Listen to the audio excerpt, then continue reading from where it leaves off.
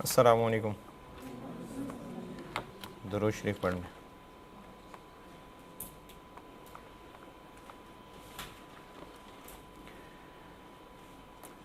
Illustration 2 कहा था करने को?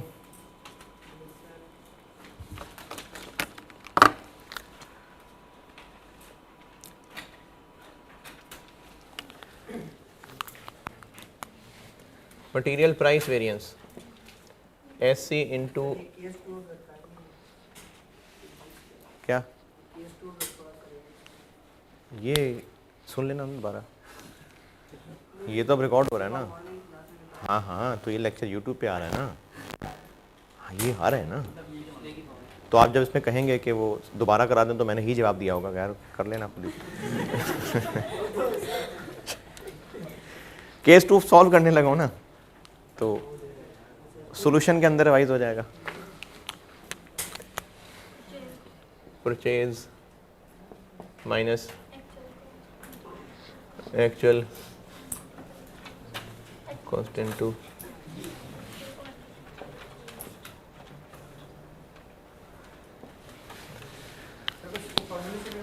है जी। बस फार्मूलों से करें।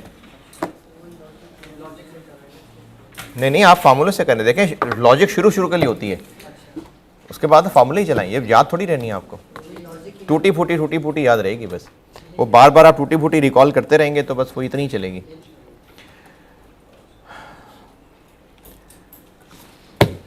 स्टैंडर्ड कॉस्ट 12 रुपए पर किलो इनटू असल में कितने किलो खरीदे? 25,400 माइनस ये 25,400 कितने के खरीदे?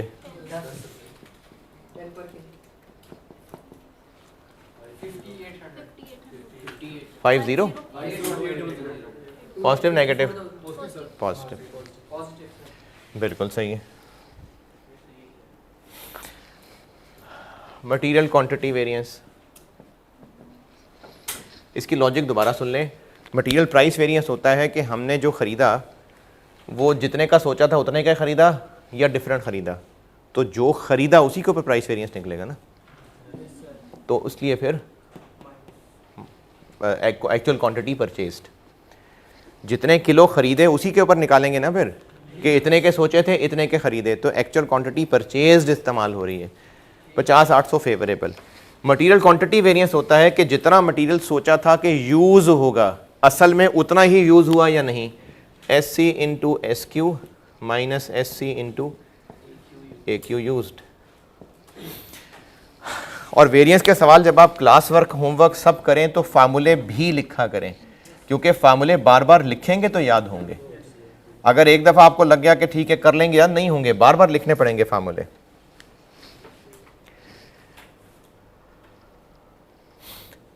सुबह वाले सेक्शन के कितने लोग बैठे हैं अभी? ठीक। और मुझे लग रहा था पता नहीं जगह ही ना हो शायद।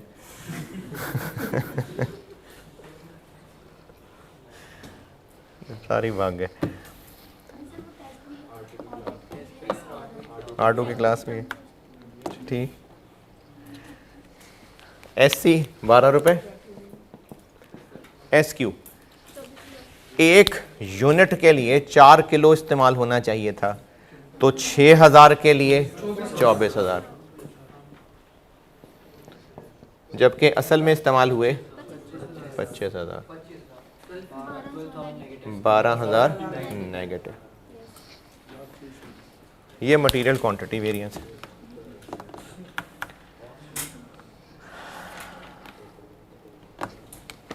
और मटेरियल कॉस्ट वेरिएंस बेशक इन्हीं को ऐड कर लें, कोई मसला नहीं। और अगर वो फार्मूला लगाना चाहें भी तो स्टैंडर्ड कॉस्ट 12 रुपये into standard quantity 24,000 minus opening stock के यूनिट्स नहीं पता, क्लोजिंग के भी नहीं पता, लेकिन इतना पता है कि 25,400 ख़रीदे हैं और 25,000 इस्तेमाल हुए हैं, तो फिर 400 क्लोजिंग होंगे, तो ओपनिंग कुछ भी नहीं, plus purchases 25,400 into 10 minus closing 400 kilo into standard cost तो इसका आंसर आ जाएगा 388। तो इनको सम कर लें तो भी यही बनना था, ना करें कोई मसला नहीं। देखें अगर तो आपको ये तीनों नाम लेके पूछें तो बस इन दो को सॉल्व करके इनको सम करके निकाल दें, लेकिन ये फार्मूले भी इसलिए बता रहा हूँ कि हो सकता है नाम लेके आपसे 3-4 वेरिएंस पूछे हों और उनमें से एक मटेरियल कॉस्ट वेरिएंस हो, बाकी हो ही ना, तो फिर इसका डायरेक्ट फार्मूला भी आना चाहिए। केस 2 दोबारा सुने। केस 2 में जितने मटेरियल किलो खरीदे और जितने इस्तेमाल हुए बराबर नहीं है, जो कि इस सवाल से पता चल गया। सवाल करते हुए सबसे पहले देखना पड़ेगा कि मटेरियल परचेज यूज्ड बराबर है या नहीं। अगर बराबर हैं तो केस 1, अगर बराबर नहीं है तो केस 2। अगर केस 2 है तो मजीद देखना पड़ेगा कि inventory is measured at standard cost या inventory is measured at actual cost.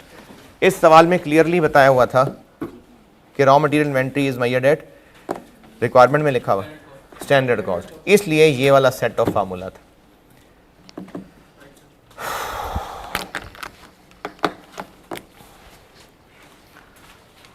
जी ये आ रही है कि ये जो हमने परचेज किया है ये हमने 10 से इसलिए मल्टीप्लाई कर रहे हैं कि ये हमने 10 रुपये में परचेज किया 25,400। जी जी। और जो दूसरे वाला वो हमने 12 रुपये में परचेज तो नहीं किया 25,400, तो ऊपर वाले की हमने स्टैंडर्ड कॉस्ट निकाली। किस फार्मूले की बात कर रहे हैं? सर MPV इसकी बात कर रहे हैं? हाँ हाँ, तो यही तो देख रहे हैं कि कितने रुपए पे परचेज होना चाहिए था, कितने पे हुआ, तो प्राइस चेंज होने का कितना फ़र्क आया, यही तो प्राइस वेरिएंस है। प्राइस वेरिएंस यही तो है कि हमारे स्टैंडर्ड के मुताबिक मटेरियल कितने पे मिल जाना चाहिए था, जबकि मिला इतने पे, तो प्राइस का फ़र्क आया ना, तो ये प्राइस वेरिएंस है। केस 2 का बी। अच्छा, इसमें चूंकि आपको वो डबल एंट्रीज और टी अकाउंट तो बताए नहीं, इसलिए थोड़ा सा हजम होना है, इसलिए बता देता हूँ। ज़्यादा टेंशन ना लेना इस बात की, सिर्फ इसलिए बता रहा हूँ कि चलो थोड़ी सी बात हजम हो जाए, इस पे PhD ना करने लग जाना। मटेरियल कॉस्ट वेरिएंस का फार्मूला जो अभी बताया, अभी जो सिनेरियो ए में बताया,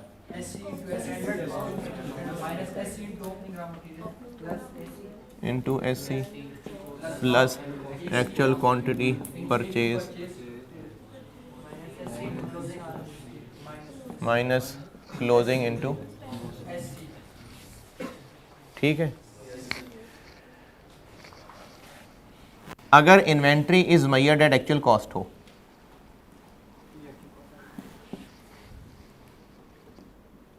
ये सिर्फ आपकी तसल्ली के लिए ड्राइव करके दे रहा हूं, वरना असल रीजन इसका डबल एंट्रीज होती हैं। सिर्फ तसल्ली के लिए थोड़ा सा ड्राइव करके दे रहा हूं कि थोड़ा सा सुकून हो। अब ये सारा कुछ ऐसी हो गया, तो फिर इनको इकट्ठा कर दें तो ये चीज़ क्या बन जाएगी, AC कॉमन ले लें तो ओपनिंग मटेरियल के किलो प्लस परचेज के किलो माइनस क्लोजिंग के किलो, तो यूज्ड आ गया।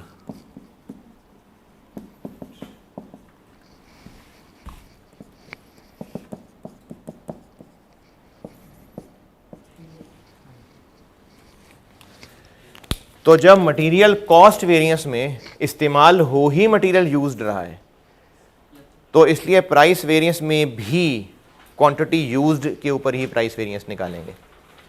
यूजेज वेरिएंस में तो वैसे ही यूज्ड होता है, प्राइस वेरिएंस भी एक्चुअल क्वांटिटी यूज्ड पे निकालेंगे।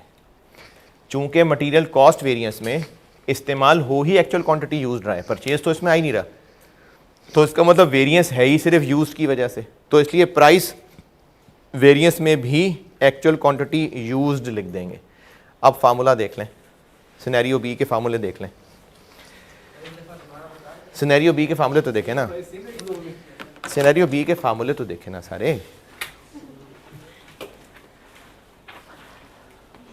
Scenario A, scenario B, quantity variance same formula, सिर्फ प्राइस वेरिएंस वाले फार्मूले में एक चेंज आया कि परचेज्ड की जगह अब यूज्ड है, और उसकी वजह मैंने ये बताई है कि अगर ये inventory valued at actual cost हो जाए तो फिर ये समेट के यही चीज़ बन जाएगी, यानी मटेरियल कॉस्ट वेरिएंस रह ही सिर्फ इसकी वजह से जाएगा। तो जब सिर्फ इसी की वजह से होगा तो जो इसको 200 में तोड़ना है फिर वो दोनों भी एक्चुअल क्वांटिटी यूज्ड की बेस पे ही होने चाहिए। तो इसलिए मटेरियल प्राइस वेरिएंस में भी जो AQ आएगा वो अब परचेस्ड की बजाय यूज्ड आएगा। ये सिनेरियो A और B में फ़र्क है। है तो एक्चुअली बता रहा हूँ ना, नहीं तो सर आपने क्या ये जो है ना ओपनिंग और AQC तो मैंने उससे डराइव कर दिया ना, उससे मैंने डराइव कर दिया। मैंने पहले ये फार्मूला आपको किस चीज़ का बना के दिया था? डायरेक्ट मटेरियल कॉस्ट का। तो मैंने कहा कि डायरेक्ट मटेरियल कॉस्ट के इस फार्मूले में अगर inventories measured at actual cost हो तो उसकी शक्ल ये बन जाएगी और ये सिमट के ये बन जाएगी। तो यहां से मैंने सिनेरियो बी डराइव कर दिया, मैंने ये सिनेरियो बी डराइव करके दिया है, सिनेरियो ए से सिनेरियो बी डराइव कर दिया। एससी की जगह एसी रखा तो वो सिनेरियो बी बना दिया मैंने। जी जी हाँ हाँ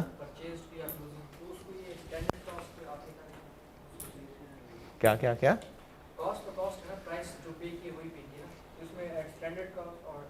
तो स्टैंडर्ड कॉस्ट और एक्चुअल कॉस्ट में फ़र्क है ना। स्टैंडर्ड था कि 12 रुपए किलो होना चाहिए, एक्चुअल 10 रुपए किलो है।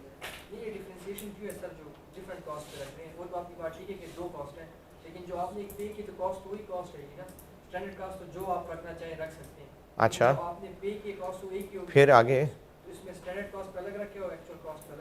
आप कह रहे हैं कि inventory is measured at standard cost क्यों है? ये एक वैल्यूएशन मेथड ही क्यों है, ये पूछ रहे हैं आप? ए और बी क्या बताएं मैंने? ए क्या है? हाँ तो आप पूछ रहे हैं कि ये क्यों है मेजर्ड एट स्टैंडर्ड कॉस्ट ही क्यों है? ये आप वेरिएंस बता रहे हैं कि डिफरेंस जो आते हैं स्टैंडर्ड कॉस्ट वो तो समझ आ गया। वेरिएंस पे बाद में आते हैं, पहले ए और बी का फ़र्क समझें। आपको ये एतराज़ है कि inventory is measured at standard cost ही क्यों है? यस सर, मतलब एक कॉस्ट आपने पे करी तो उसकी तो कीमत वही होगी ना। स्टैंडर्ड कॉस्ट जो रखना चाहे वो तो आप नहीं, जो रखना चाहे नहीं, वो मार्केट से अंदाज़ा लगा के रखते हैं ना। डिफरेंस के लिए है ना। अच्छा और जो कॉस्ट है वो तो उसकी कॉस्ट ही है। तो आपका सवाल यह है कि inventory is measured at standard cost क्यों है? यस अच्छा चलें इसका जवाब देता हूँ। वेटेड एवरेज मेथड एक मेथड होता है, उसमें तो नहीं इख्तलाफ। वेटेड एवरेज जो रेट आया है, क्या पता एक भी यूनिट उतने का ना खरीदा हो सकता है कि नहीं हो सकता? तो फिर वो तो कुछ है ही नहीं। असल में जो रेट्स हैं वो तो वही हैं जिन पे ख़रीदा है, तो उनका अगर वेटेड एवरेज निकाल लिया तो हो सकता है एक भी यूनिट उस रेट का ना ख़रीदा हो, लेकिन फिर भी हम इन्वेंट्री को उस पर वैल्यू कर रहे हैं, तो वो तो चीज़ ही कोई नहीं, फिर उस पर क्यों वैल्यू कर रहे हैं? तो एक मेथड है ना कि एवरेज रेट निकाल के मेथड कि वैल्यू कर लें। तो इसी तरह मैनेजमेंट चाहेगी कि इन्वेंट्री की क्या वैल्यू, पिछले महीने वाला रेट लें कि इस महीने वाला रेट लें, बस स्टैंडर्ड पे ले लेते हैं। तो एक मेथड है कि inventory is valued at standard cost. तो अगर inventory is valued at standard cost तो सिनेरियो ए है, उसके 3 फार्मूले उसके नीचे लिखें। और अगर inventory is measured at actual cost तो फिर वो बी है, 3 फार्मूले उसके लिखें। मैं ये कह रहा हूँ कि एक तो स्टैंडर्ड और एक्चुअल की कंपैरिजन आप करते हैं ना। जी जी एक आपने एक चीज़ परचेज की उसकी जो कॉस्ट है वही रहेगी ना, तो आप अगर उसको स्टैंडर्ड कॉस्ट पे ला रखना चाह रहे हैं तो ये मुझे समझ नहीं आ रहा कि उसकी जो आपने यार वही तो भी समझाया है कि इन्वेंट्री को अगर वेटेड एवरेज पर रख लें तो वो ठीक होगा, है तो गलत पढ़ा आज तक इसका मतलब हमने। तो वो भी तो एक तरीका है ना। आपको शायद ये बात अजीब लग रही है कि इन्वेंट्री जितने की खरीदी असल में तो उतने की खरीदी, तो क्लोजिंग स्टॉक पे अपनी मर्जी का रेट लगाने से बाकी डिफरेंस किधर जाएगा? तो वो डिफरेंस बाकी एडजस्ट हो जाएगा मटेरियल कॉस्ट के अंदर। ओपनिंग स्टैंडर्ड कॉस्ट पे निकला हुआ प्लस परचेजेस असल वाली माइनस क्लोजिंग स्टैंडर्ड कॉस्ट पे निकला हुआ, तो अब जो भी डिफरेंस आया वो मटेरियल कॉस्ट है।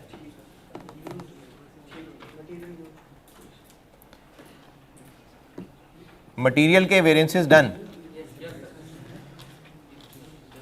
जी किस बात पे? तो ये सिनेरियो बदल गया ना। Inventory is valued at standard cost एक डिफरेंट सिनेरियो है, उसमें प्राइस वेरिएंस पे डिफरेंट चीज मल्टीप्लाई होगी। Inventory measured at actual cost एक डिफरेंट सिनेरियो है। मैंने आपको ये जो ब्रैकेट में जुमले बताए हैं इनके बारे में कहा था कि ये डबल एंट्री से रिलेटेड बात है कि प्राइस वेरिएंस को किस टाइम डेबिट क्रेडिट करना है। क्योंकि हमने वो डबल एंट्री नहीं सीखनी, इसलिए चीज़ हजम करना शायद आपको मुश्किल हो रही है। तो अब मैं डबल एंट्रीज तो फिर नहीं करा सकता ना। तो डबल एंट्रीज के मुताबिक रिजल्ट ये बनने वाला है, अगर प्राइस वेरिएंस रिकॉर्ड हो जाता है at the time of purchase ही तो ये ए वाला सिनेरियो है, और अगर रिकॉर्ड होता है at the time of usage तो ये बी वाला सिनेरियो है। किसमें है? या तो आपको ये सेंटेंस लिखा मिलेगा या फिर आपको ये सेंटेंस लिखा मिलेगा जो इस सवाल में लिखा था, inventory is measured at standard cost, और अगर नहीं लिखा तो बाय डिफॉल्ट मैंने कहा है कि at actual cost. Material variance के फार्मूले याद करें, सवाल करने का तरीका दोबारा सुने। सबसे पहले आप ये देखेंगे कि मटेरियल की जो क्वांटिटी दी हुई है वो परचेज्ड और यूज्ड बराबर है या डिफरेंट है। अगर बराबर है तो पहला केस है, या बस बताया ही यूज्ड है, परचेज का जिक्र ही नहीं है, तो बराबर ही होगा, तो पहला केस है। लेकिन अगर परचेज और यूज दोनों सवाल में मौजूद हैं और वो दोनों डिफरेंट हैं जैसे इस सवाल में था, तो फिर केस 2 है। दूसरी बात फिर देखनी होगी कि inventory is measured at actual cost है या inventory is measured at standard cost है। अगर inventory is measured at standard cost है तो ये पहला सेट ऑफ फार्मूला है, और अगर मेजर्ड एट एक्चुअल कॉस्ट है तो दूसरा सेट ऑफ फार्मूला है। ये फार्मूले हैं जो मटेरियल के वेरिएंसेस हैं।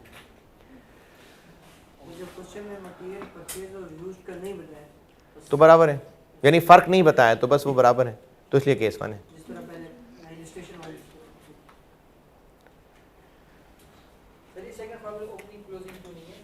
कहाँ?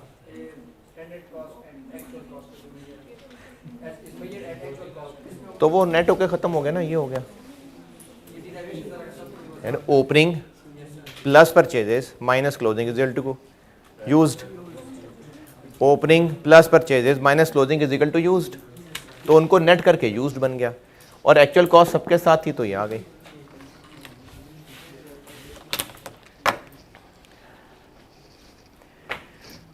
लेबर के वेरिएंसेस,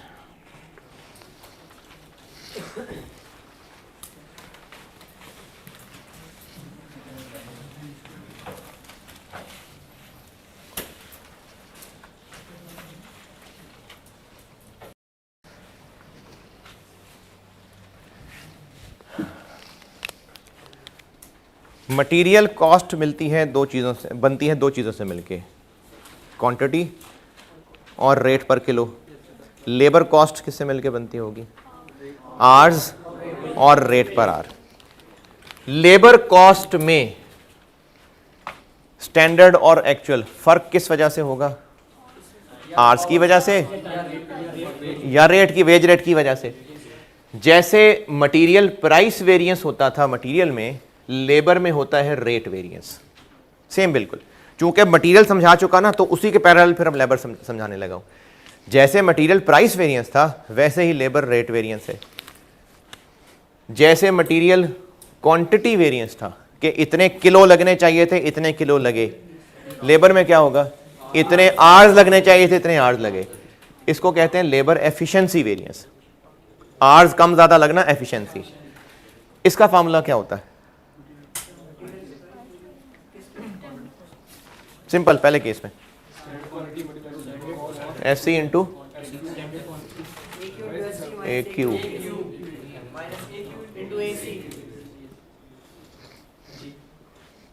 लेबर रेट नोट से नहीं देखना, लेबर रेट वेरिएंस का फार्मूला क्या होगा? स्टैंडर्ड रुपए पर किलो, स्टैंडर्ड रुपए पर आर, एक्चुअल किलो जो इस्तेमाल हुए, एक्चुअल आर जो इस्तेमाल हुए, माइनस तो माइनस ही होता है। एक्चुअल रुपए पर किलो, एक्चुअल रुपए पर R, into actual kilo into actual R. ये ले लेबर रेट वेरिएंस हो गया। इसका फार्मूला क्या होता? S C into S Q minus S C into A Q. Standard रुपए पर किलो, जितने यूनिट्स बने उनके लिए टोटल कितने किलो लगने चाहिए थे? जितने यूनिट्स बने उसके लिए कितने आवर्स लगने चाहिए थे? Standard our. जबरदस्त, देखो इतना आसान सा है वेरिएंस। माइनस तो माइनस है,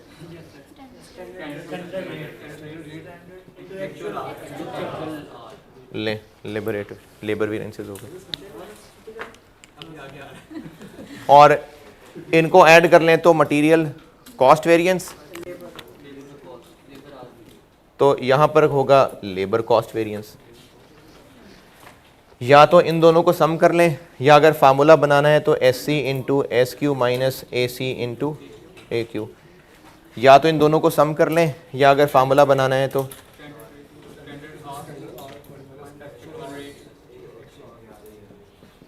बस यही है, लेबर वेरिएंसेस ये हैं।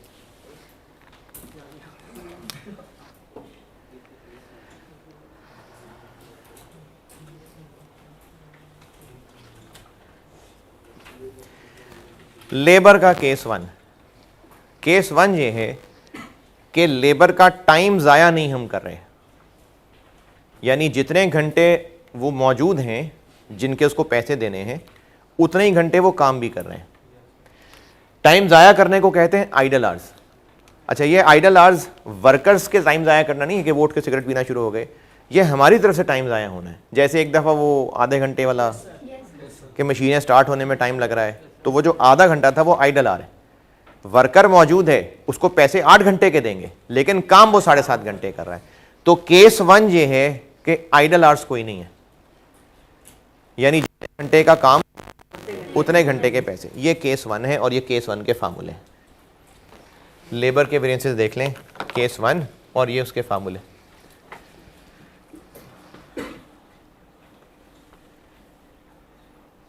और ये S R, A R, S H, A H, ये डब्बा बना के मैंने एक्सप्लेन किया हुआ है नोट्स में, पेज 2 पे।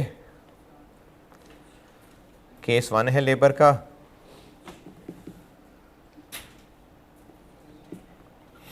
और ये तीनों उसके फार्मूले हैं।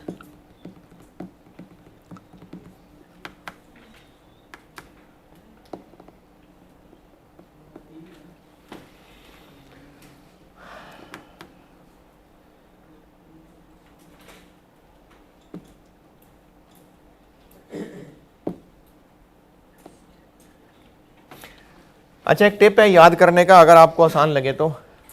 मैंने तो अपने ज़हन शुरू में मैंने ऐसे ही याद किए थे। जब रेट्स का डिफरेंस लेना होगा, रेट का वेरिएंस, तो क्वांटिटीज एक्चुअल रखनी है।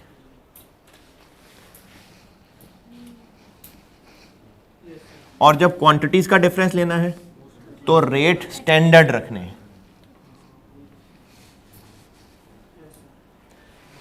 जब रेट्स का डिफरेंस लेना है तो क्वांटिटी एक्चुअल रखनी है, और जब क्वांटिटीज का डिफरेंस लेना है तो रेट स्टैंडर्ड रखना है।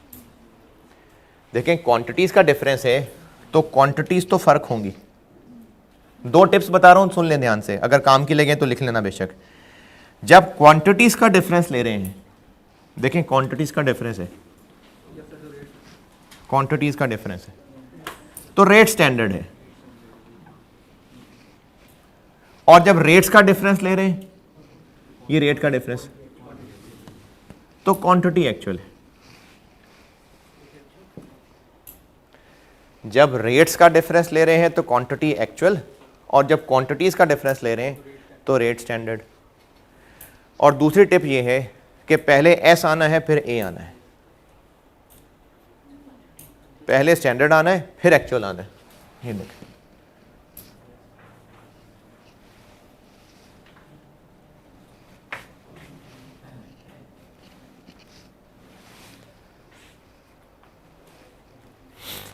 स्टैंडर्ड माइनस से पहले आना है, एक्चुअल माइनस के बाद आना है।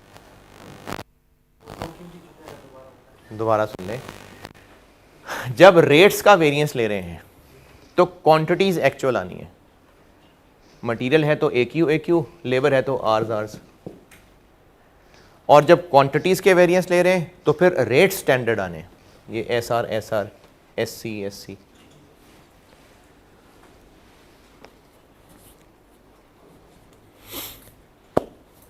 इससे आपको याद करने में अगर फ़ायदा हो तो लिख लें, अगर नहीं लगे काम की बात तो रहने दें।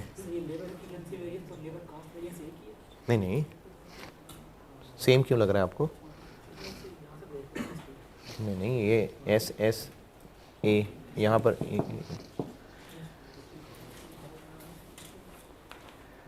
दूसरी टिप ये बताई है कि स्टैंडर्ड माइनस से पहले है, एक्चुअल माइनस के बाद है।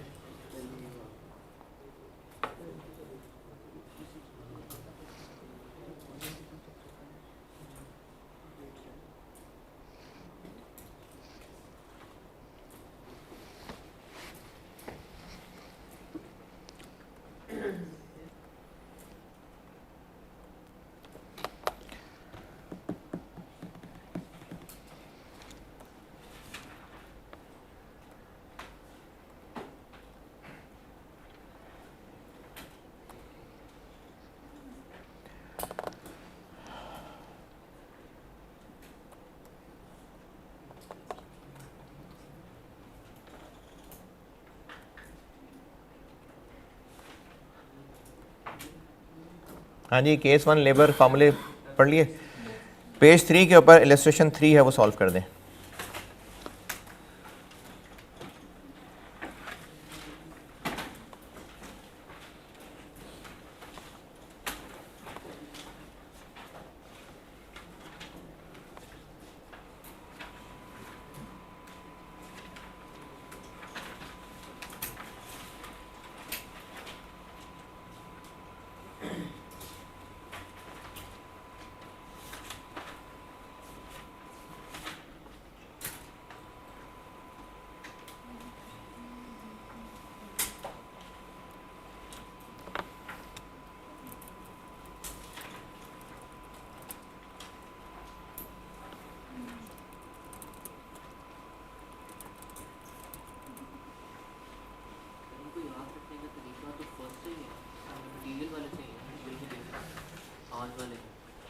वो तो मैंने उसी से बना दिया ना, आप उसको देखिए। जो मैंने बात की है कि रेट्स का डिफरेंस लेना है, तो रेट्स मतलब लेबर का रेट, मटेरियल की प्राइस, वेरिएबल ओवरहेड का भी रेट होगा, अभी आगे आएगा, उसका भी रेट ही होता है।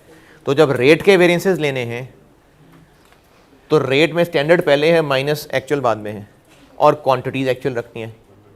मटेरियल के लिए भी यही बेसिक्स हैं, लेबर के लिए भी यही बेसिक्स हैं।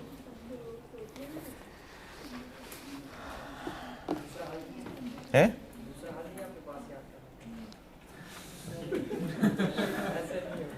सर एक और है क्या? हाँ हाँ, सर, वो मैंने ऐसे की थी, पहले वो MCV का फार्मूला याद किए, फिर मैंने MPV और MQV नीचे लिखे, तो SQ और SC लिए और MPV को इधर और साइड पे कोरस्पॉन्डिंग पे लिखे। ठीक है, सही है। बस जैसे, ठीक है, सही, जैसे आप लोग बस देखें, याद करने के तुक्के आपने खुद बनाने हैं, बस सही होना चाहिए याद, बाकी जैसे मर्जी कहानियां बना लें।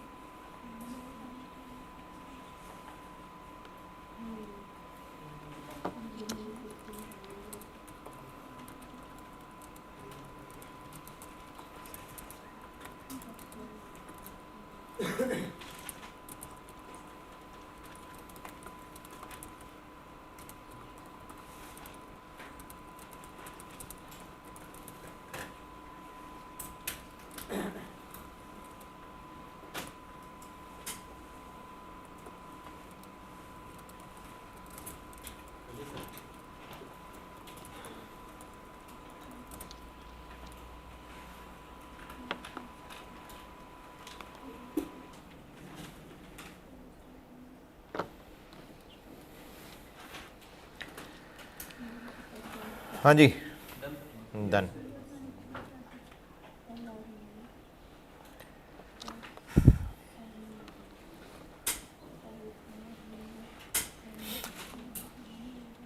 डन के doing labour rate variance 74,000 positive.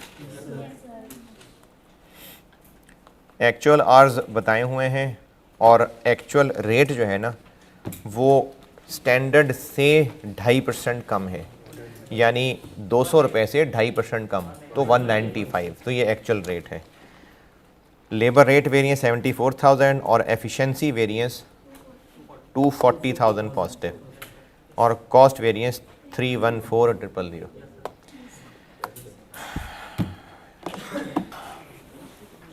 अच्छा ये फार्मूले ना ये दोबारा समझा देता हूँ, एक बार रिकैप हो जाएगा, जो पहले मटेरियल भी समझाया था। Labour rate variance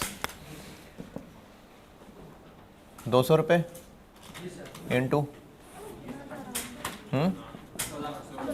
14,800 minus 195 into 14,800 74,000।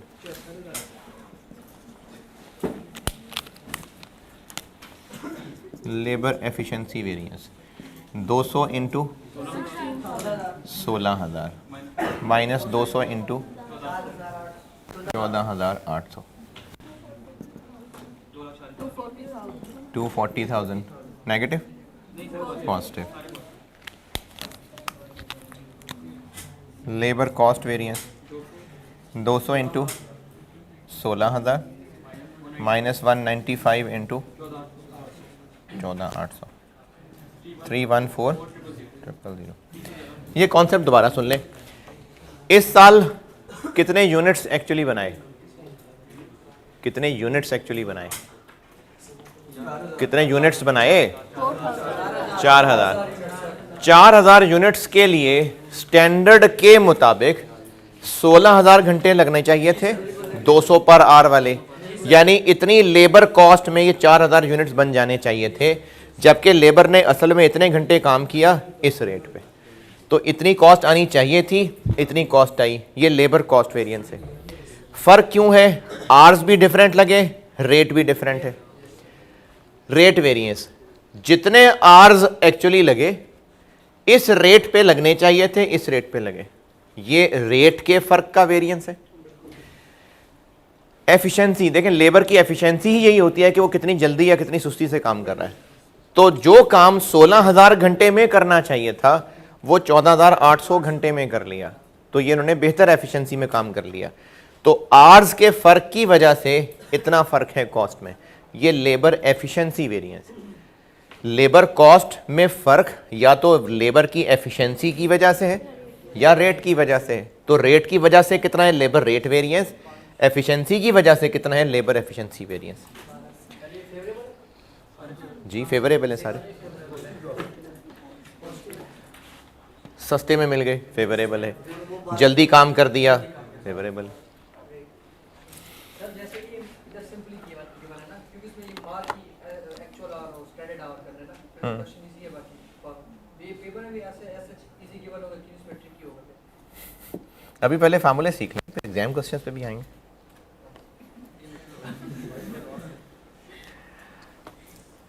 अच्छा, अब ये जो फार्मूले इतने सारे कर लिए, इनमें ना मैं एक और चीज़ मार्क करवाता जाता हूँ, वो भी आप याद रख लेंगे तो सवालों में हेल्प ही होगी। और कोशिश तो करता हूँ सारे ही मार्क करवा दूँ, लेकिन अगर कोई मिस हो भी गए तो वो एक ही तरह के होंगे, शायद इसलिए मिस कर दिए होंगे। जैसे मिसाल के तौर पे पेज 1 पे आए, पेज 1 पे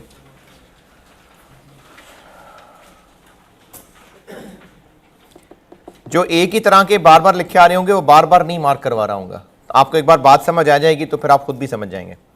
पेज 1 के तकरीबन एंड के करीब ये जो scenario A material price variance का फार्मूला लिखा हुआ, केस 2 ए प्राइस वेरिएंस का फार्मूला,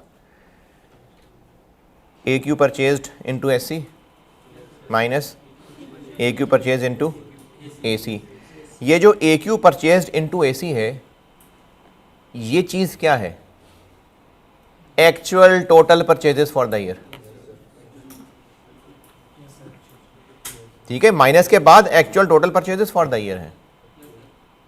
इनको आप हाईलाइट करके एक्चुअल टोटल, इस तरह से भी चीज़ें याद रख लें आप। मटीरियल वेरिएंस में case 2 scenario A, material price variance, minus के बाद लिखा हुआ है A Q purchased into actual cost, तो ये चीज़ actual total purchases for the year है। इसी तरह से ये इसी पेज पे सबसे आखिरी देखें, इसी पेज पे सबसे आखिरी सेकंड लास्ट, यानी S C into S Q minus A C into A Q use. ये क्या चीज़ है A C into A Q use? Actual direct material cost for the year.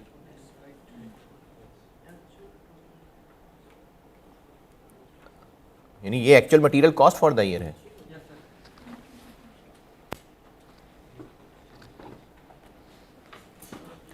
इस पेज पे ये और भी हो सकते थे, लेकिन मैंने कहा चले एक एक चीज़ दिखा देता हूँ। अच्छा, इसी तरह से आप अगले पेज के एंड पे आएँ।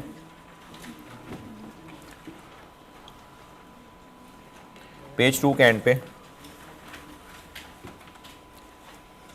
ये जो लेबर रेट वेरिएंस में भी, लेबर कॉस्ट वेरिएंस में भी A R into A H, ये क्या चीज़ है? Actual direct labour cost for the year. A R into A H जो है ये actual direct labour cost for the year है। इस तरह से भी चीज़ें याद रख लेना, तो फिर सवालों में आप देखेंगे हेल्प होगी इससे। A R into A H actual direct labour cost for the year है। चलें, इसी तरह साथ साथ मैं आगे मार्क करवाता जाऊंगा। चलें जी, पेज 3 पे आ जाएं। केस 2, पेज 3, लेबर का केस 2।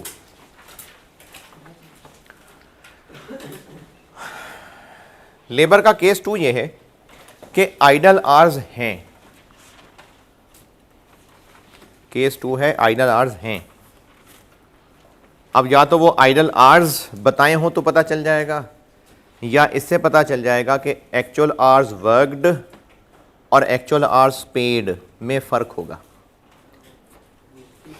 केस 2 आइडल आवर्स मौजूद हैं, या इन अदर वर्ड्स ये कह लें कि एक्चुअल आवर्स पेड और एक्चुअल आवर्स वर्कड में फ़र्क है।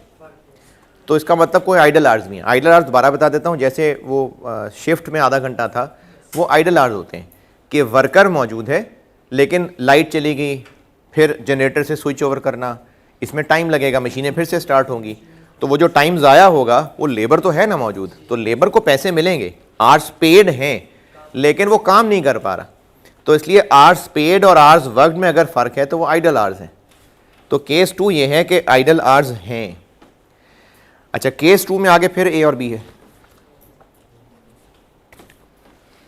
ए है कि आइडल आवर्स बस इस दफ़ा हो गए वरना होते नहीं होते थे, यानी बस एबनॉर्मली टाइम ज़ाया हो गया। तो हमने तो स्टैंडर्ड बनाते हुए सोचा भी नहीं था कि टाइम ज़ाया होगा, ये ए है। और बी ये है कि टाइम ज़ाया होता ही होता है, तो हमने स्टैंडर्ड का ही हिस्सा बना लिया।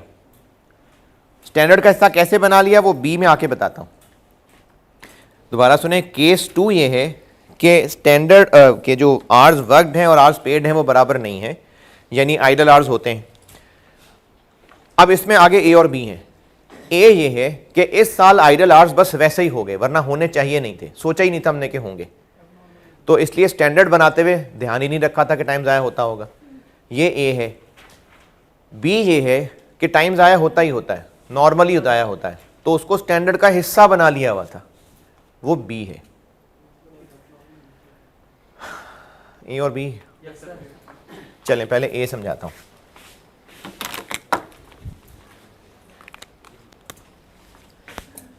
एक एग्जांपल से समझाता हूं। ए स्टैंडर्ड था कि लेबर के 3 आवर्स लगने चाहिए, 200 रुपये पर आवर वाला, जबकि एक्चुअली ये हुआ कि फिनिश गुड्स बनाई 5,000 यूनिट्स, और इनके लिए जो एक्चुअली आवर्स पे हुए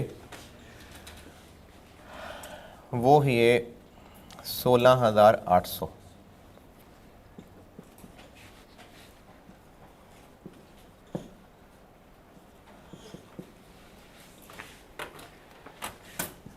जबकि इन 16,800 में 700 घंटे तो लेबर काम ही नहीं कर सके। लाइट बार बार जा रही थी, मशीनें ख़राब हो रही थी, तो 700 घंटे वो काम नहीं कर सके।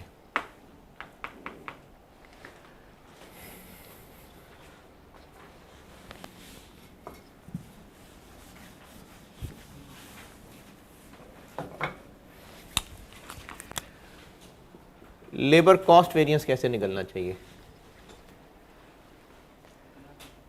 5,000 घंटे के 5,000 यूनिट्स के लिए 15,000 घंटे काम होना चाहिए था 200 के रेट पे,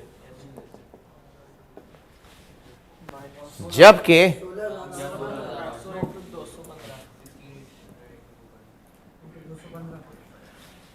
क्योंकि कॉस्ट तो हमें इतने घंटों की आई है ना, या 16,100 घंटे लिखो, कॉस्ट तो हमें 800 घंटों की आई है। 612 000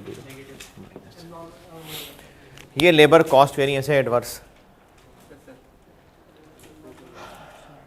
एक तो फर्क इसलिए आया कि सोचा 200 रुपए थे, पड़े 215 हैं, यानी labour rate variance.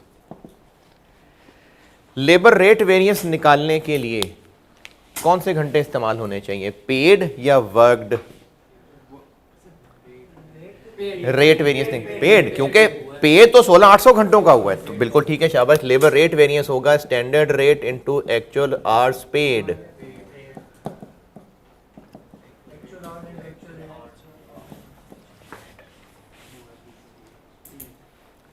$200 into 16,800 minus 215 into 16,800।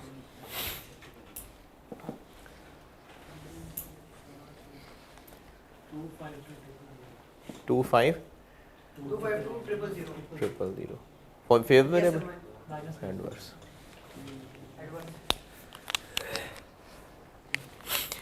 Efficiency variance होता है कि लेबर को कितने घंटे काम कर लेना चाहिए था और कितने घंटे में किया। तो standard rate into standard hours minus standard rate into actual hours, कौन से? वर्कड, क्योंकि एफिशिएंसी का ताल्लुक तो उनके काम से है। जो वैसे मशीनें बन रही तो वर्कर्स का कसूर थोड़ी है, तो जब वर्कर्स की एफिशिएंसी की बात कर रहे होंगे तो आवर्स वर्कड लेंगे।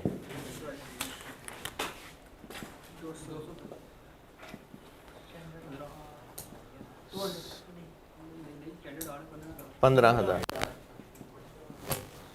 माइनस 200 इंटू 16,100, क्योंकि एफिशिएंसी का ताल्लुक है वर्कर के काम करने से, लेकिन रेट जितने पे किए उतने के ऊपर रेट लगेगा। 220,000 एडवर्स। इन दोनों को मिलाएं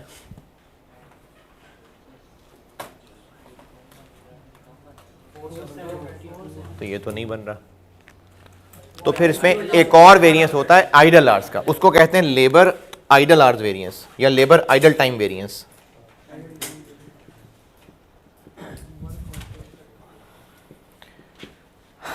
इसका फार्मूला होता है कि जितना टाइम ज़ाया हुआ इनटू स्टैंडर्ड रेट। इसका फार्मूला होता है स्टैंडर्ड रेट इनटू जितना टाइम ज़ाया हुआ, यानी एक्चुअल आवर्स पेड नहीं वर्कड माइनस पेड। ये वर्क पहले इसलिए रखें ताकि आंसर माइनस में आए। जितना टाइम ज़ाया हुआ इनटू स्टैंडर्ड रेट, यानी 700 घंटे इंटू 200 140,000।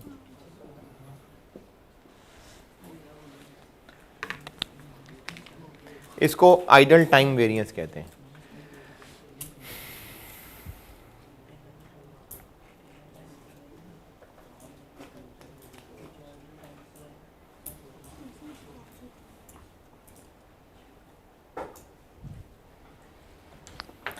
तो केस 2 यानी जिसमें आइडल आवर्स हैं लेकिन सिनेरियो ए बस हो गए, वरना होने चाहिए नहीं थे, सोचा नहीं था, इसलिए स्टैंडर्ड बनाते हुए आइडल आवर्स को लिफ्ट नहीं कराई थी। तो इसमें ये 3 फार्मूले हैं, labour rate variance, labour efficiency variance और लेबर आइडल टाइम वेरिएंस। ये केस 2 का ए। फार्मूले देख लें, डब्बा पढ़ लें।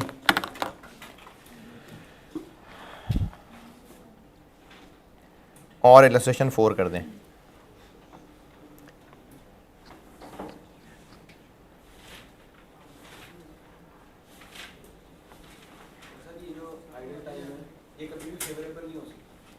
हाँ जी, क्योंकि ये तो टाइम ज़ाया हो रहा है, तो नुकसान वाली बात ही है।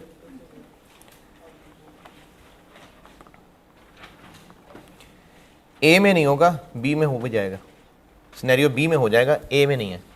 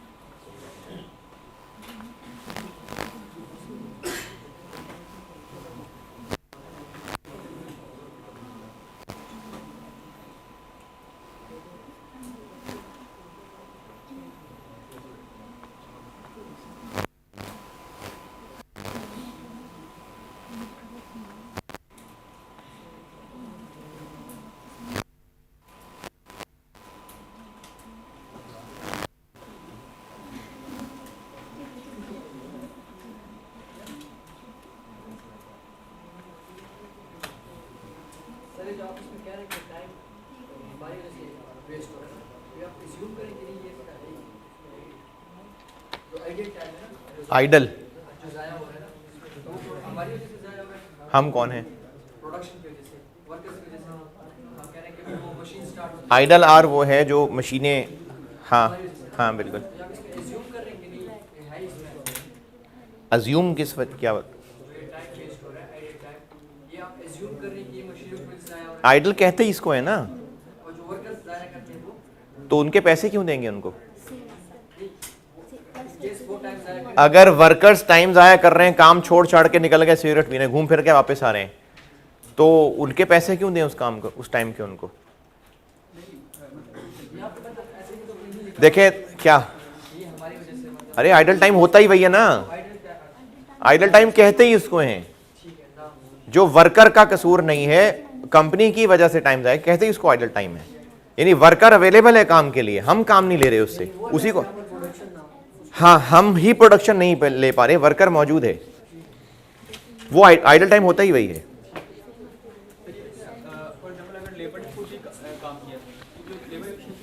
अगर लेबर ने खुद काम नहीं किया ना, तो इसका मतलब उसने स्लो काम किया, तो वो एफिशिएंसी वेरिएंस नेगेटिव की शक्ल में आ जाएगा। मतलब जैसे फिलहाल 100 जो लिया वर्क आवर वर्क वो 16 हो जाएगा, पर अगर 100 और काम नहीं किया। हाँ नहीं नहीं, अगर वो स्लो काम कर रहे हैं, आहिस्ता आहिस्ता काम कर रहे हैं, तो जो काम उनको 15,000 घंटे में करना चाहिए था, तभी तो वो स्लो करते 16,100 में कर रहे हैं। एक है कि वर्कर ही छोड़ के चला जाए, मैं जा रहा हूं, मैं आराम से 3 घंटे बाद आऊंगा, उसके तो पैसे ही काटेंगे उससे ना, वो वर्कड है ना पेड है। पेड वो हैं जिनके लिए वो मौजूद है ऑफिशियली हमारे पास, और हम उसको पैसे देने को तैयार हैं, पैसे दे भी रहे हैं, और वो काम करने के लिए भी तैयार है। हम काम नहीं ले पा रहे उससे, वो आइडल टाइम है। और जितनी देर वर्कर काम कर रहा है, वो 16,100 वो वर्कड है। अगर वो स्लो कर रहा होगा जितने करने चाहिए, तो एफिशिएंसी वेरिएंस में नजर आ जाएगा।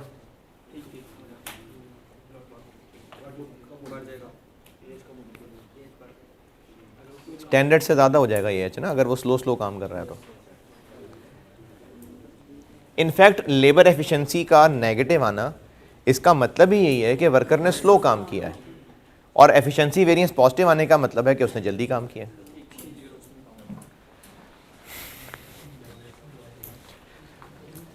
इलस्ट्रेशन 4 कहा था करने को, डन। चलें प्लीज सुन लें।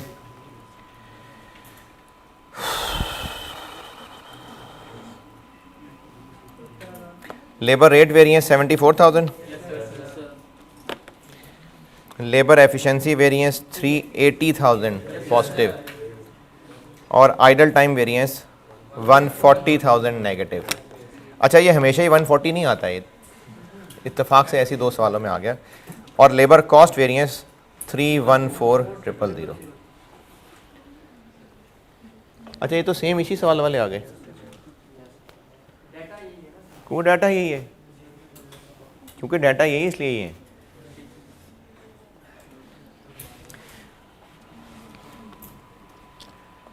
चलें सिनेरियो बी,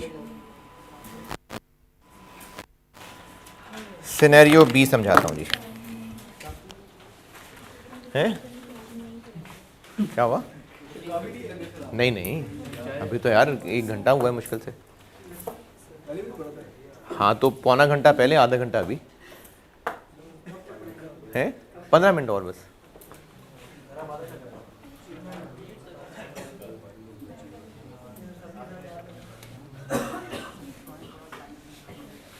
बस ये लेबर पूरा कर लेना, ओवरहेड्स फिर कल कराऊंगा, मतलब मंडे को।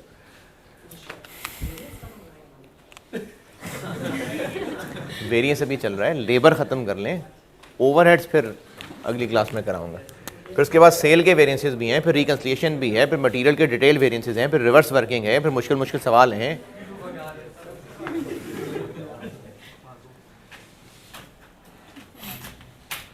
सिनेरियो बी बताने लगा हूँ।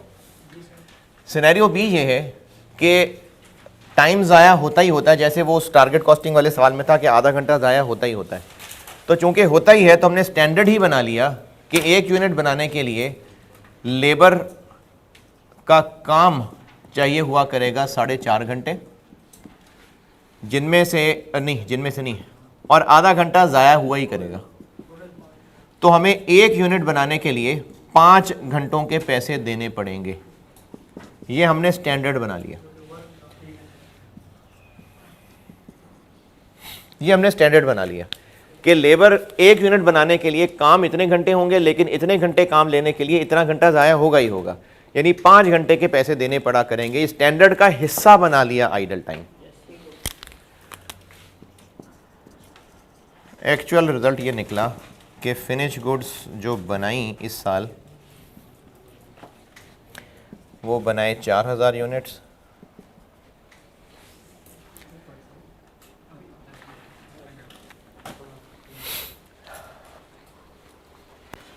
अच्छा ये थोड़ी सी लेबलिंग और कर लेते हैं।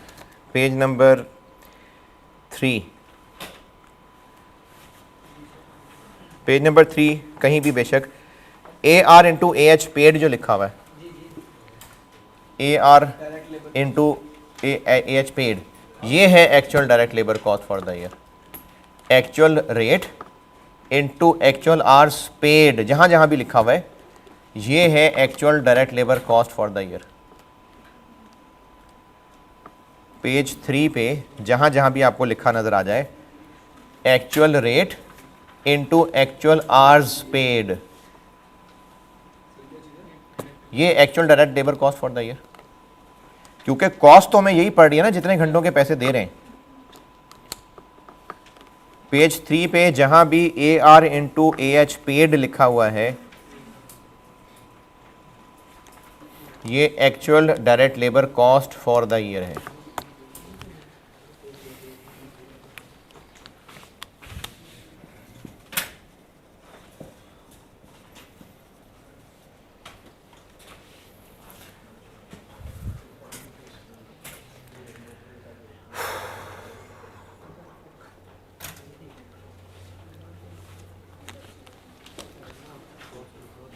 कैलकुलेटर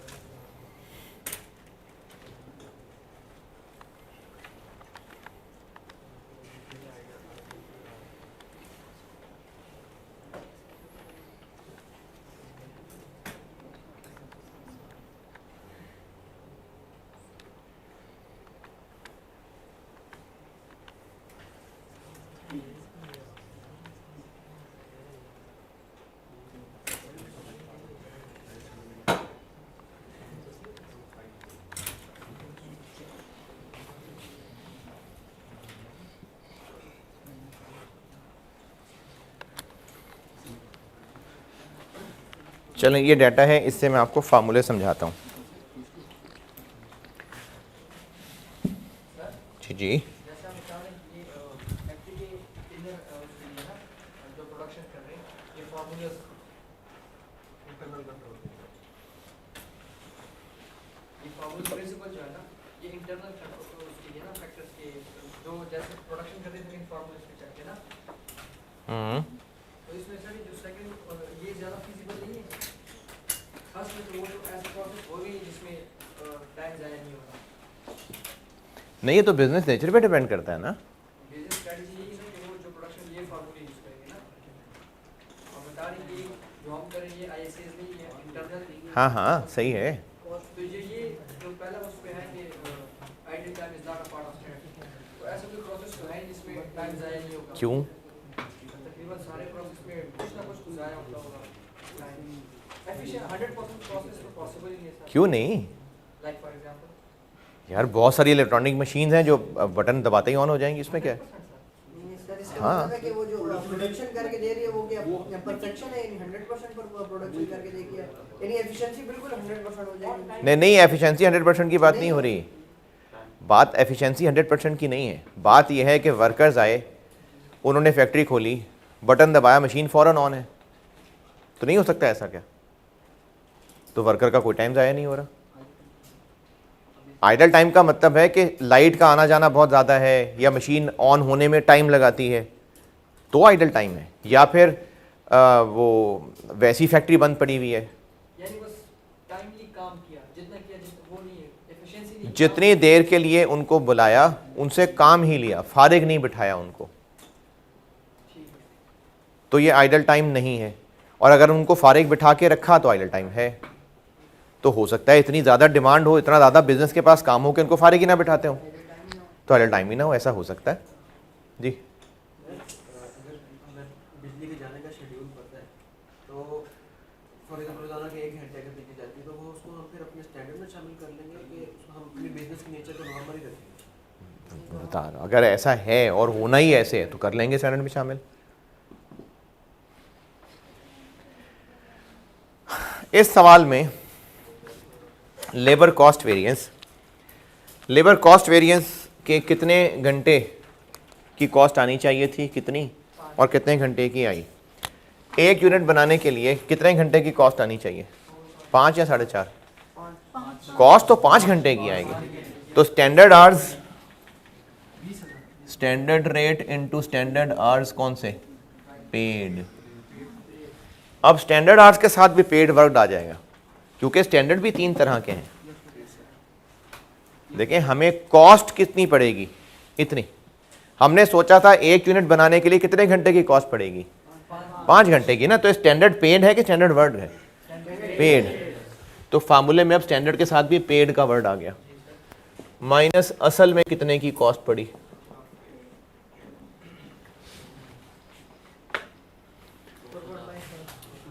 200 इंटू 20,000 माइनस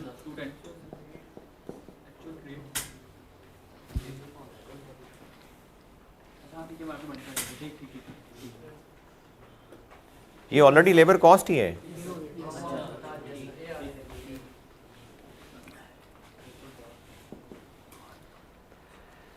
अगर आप ऐसे ना करना चाहें, एक्चुअल आवर्स निकाल लें, इसको 210 से डिवाइड करें तो एक्चुअल आवर्स पेड निकल आएंगे। 3, 4, 5, 4, इतना ज़्यादा नहीं यार, है?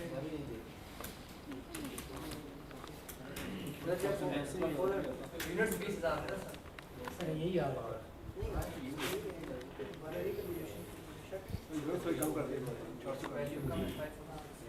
अरे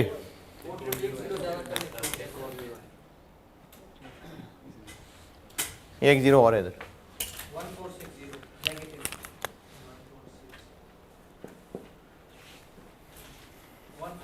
14 बस, अभी भी बहुत ज़्यादा है यार। नहीं अब ठीक है, बस ठीक है, ठीक है खैर, नहीं ठीक है, ठीक है। लेबर रेट वेरिएंस, ये तो एक्चुअल आवर्स पेड पे ही निकलेगा, ये तो अभी भी ऐसे ही होगा। 200 इंटू एक्चुअल आवर्स पेड कितने हैं,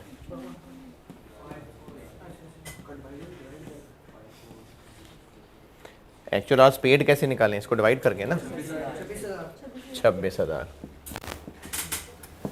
माइनस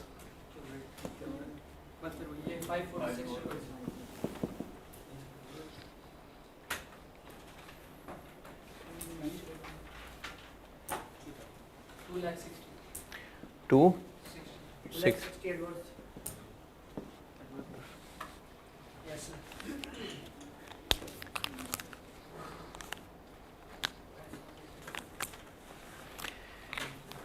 लेबर एफिशिएंसी वेरिएंस का फार्मूला होता है। कुछ पूछना है तो पूछ लें यहाँ तक। हैं? Labour efficiency variance, standard rate into standard hours. Standard hours तो 3 हैं, ये भी हैं, ये भी हैं, ये भी हैं। Labour efficiency variance, labour efficiency worked, standard hours worked वाले। क्योंकि एफिशिएंसी की बात हो रही है कि लेबर ने काम कितना किया है, तो कंपैरिजन भी फिर स्टैंडर्ड आवर्स काम वाले से होगा, minus standard rate into actual hours worked.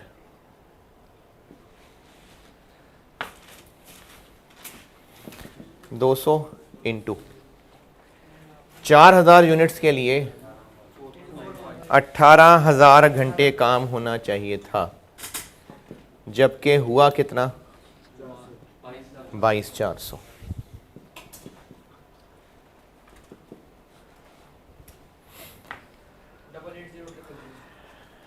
Double 8,0,0,0,000।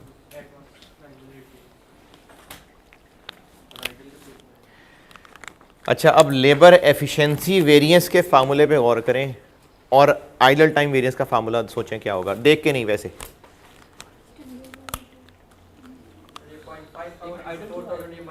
Idol hours variance कैसे निकलना चाहिए? Standard rate into standard hours idle minus standard rate into actual hours idle. बस यार तेज हो गए आप लोग हैं। लेबर आइडल टाइम आवर्स, नहीं आप नहीं बताया यार। Standard rate into standard hours idle वाले minus standard rate into actual hours idle वाले।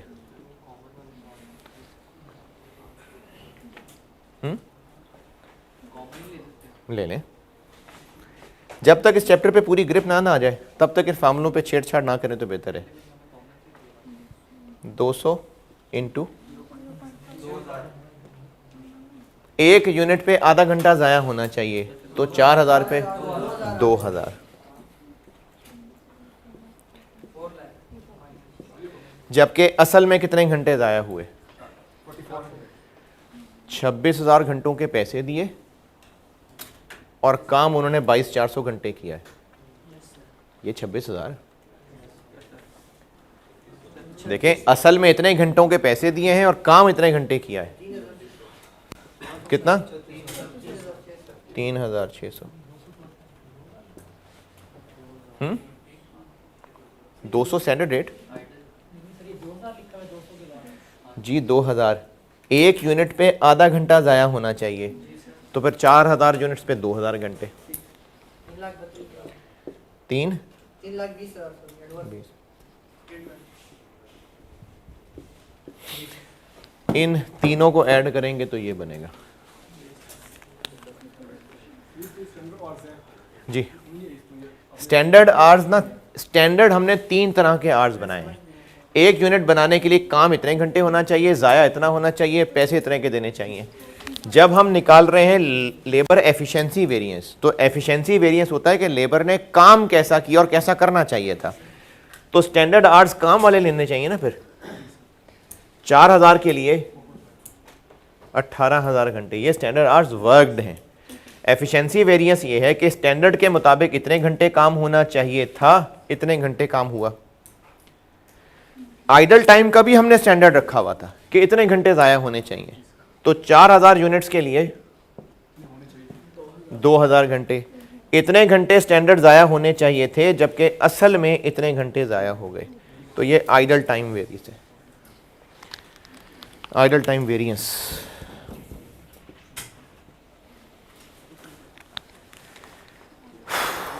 केस 2 का बी ये है सारा।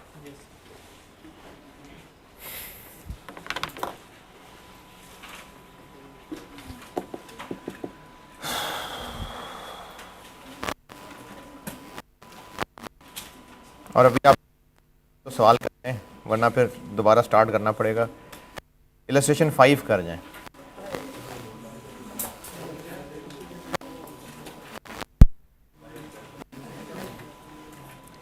इलस्ट्रेशन 5 कर दें।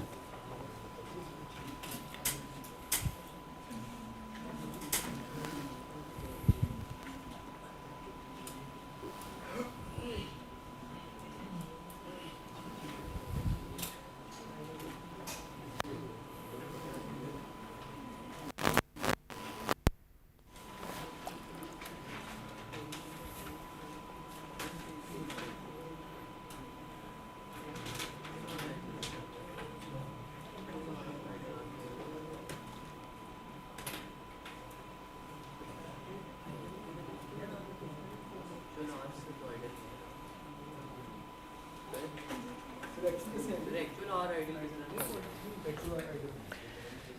एक्चुअली इतने घंटों के पैसे दिए हैं और एक्चुअली इतने घंटे इन्होंने काम किया है। 26,000 घंटे कैसे निकाले? This divided by this. तो उनको 26,000 घंटों के पैसे दिए हैं जबकि काम उन्होंने 22,400 घंटे किया था, तो 3600 घंटे ज़ाया हुए ना।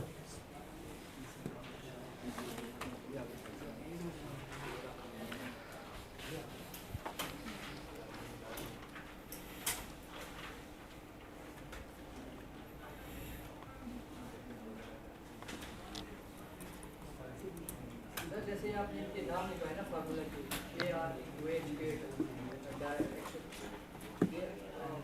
इसमें ये रीज़न है कि ये आप बता रहे हैं, लिखे तो हुए हैं।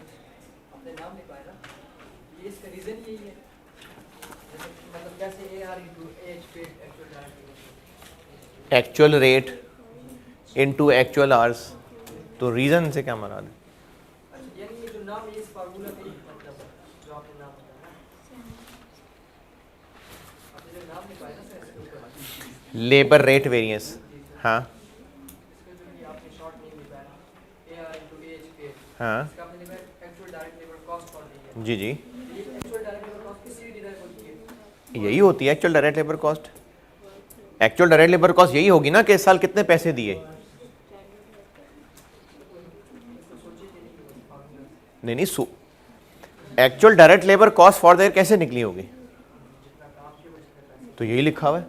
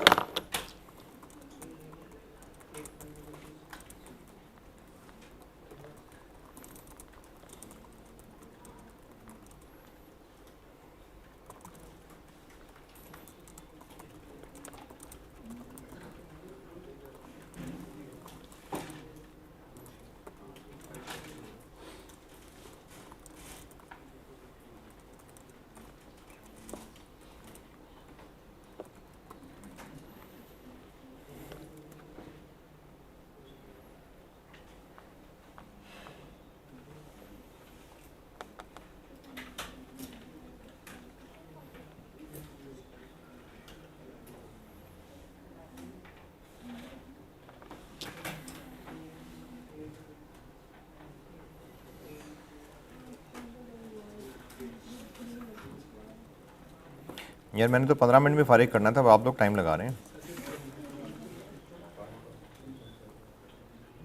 कर लिया हैं?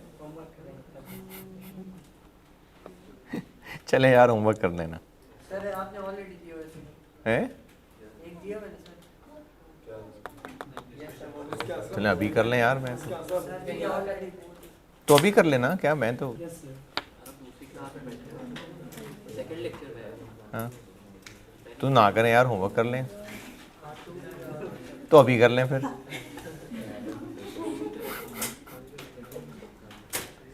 चले जिसने अभी करना है वो अभी कर ले, जिसने होमवर्क करना है वो होमवर्क कर ले। हैं जी, आंसर्स बता देता हूँ आपको।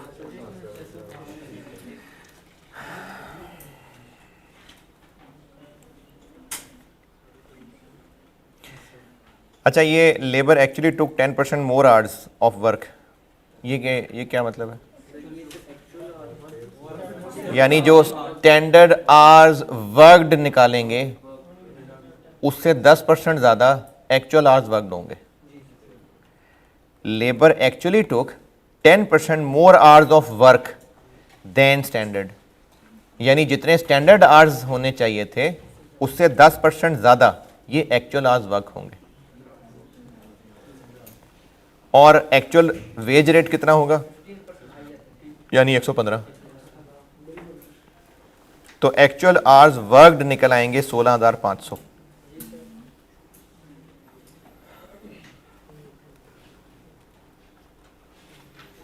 एक्चुअल आवर्स वर्क 16,500 निकल आएंगे। देखें, एक यूनिट पे 3 घंटे का काम होना चाहिए, एक्चुअली 3.3 आवर्स का काम हुआ।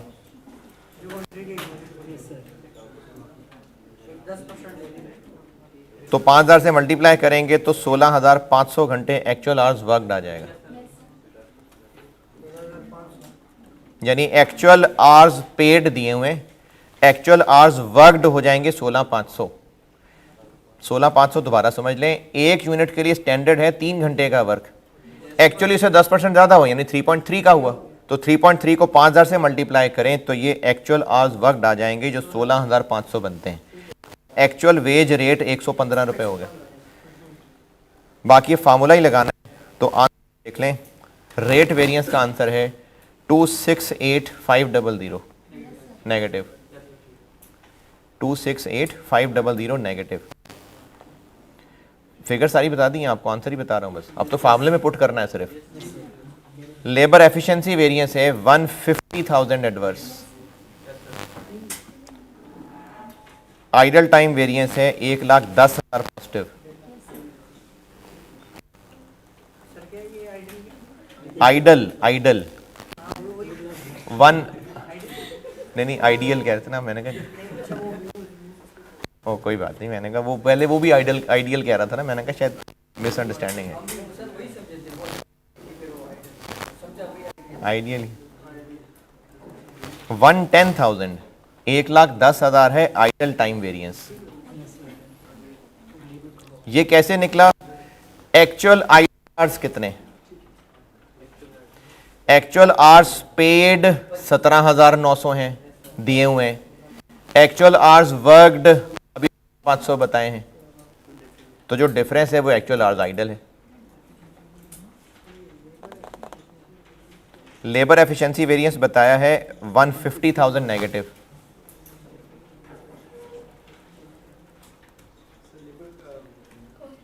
अरे इतने में तो मैंने सामने ही कर देना था यार।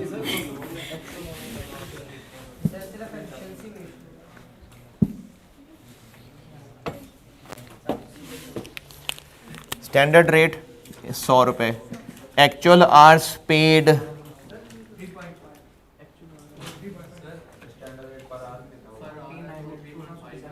स्टैंडर्ड रेट पर आवर 100 नहीं है तो पर आर ही होता है। पर आर इतनी देर से पर आर ही कर रहे हैं।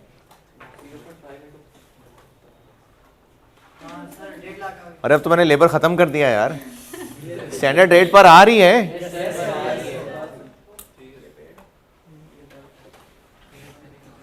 $17,900 माइनस 115 इंटू ये लेबर रेट वेरिएंस है। स्टैंडर्ड रेट 100 इनटू 1 यूनिट के लिए वर्क 3 घंटे होना चाहिए था और यूनिट कितने बनाए, यानी 15,000 स्टैंडर्ड आवर्स वर्कड है, minus 100 into actual hours work 16,500 और स्टैंडर्ड रेट है 100 इंटू स्टैंडर्ड आवर्स कितने ज़ाया होने चाहिए थे 2500 यूनिट के लिए आधा घंटा ज़ाया होना चाहिए था, माइनस 100 इंटू असल में कितने ज़ाया हुए 1400। ये 1400 इनका डिफरेंस है। चलो ठीक है जी, अल्लाह हाफिज़।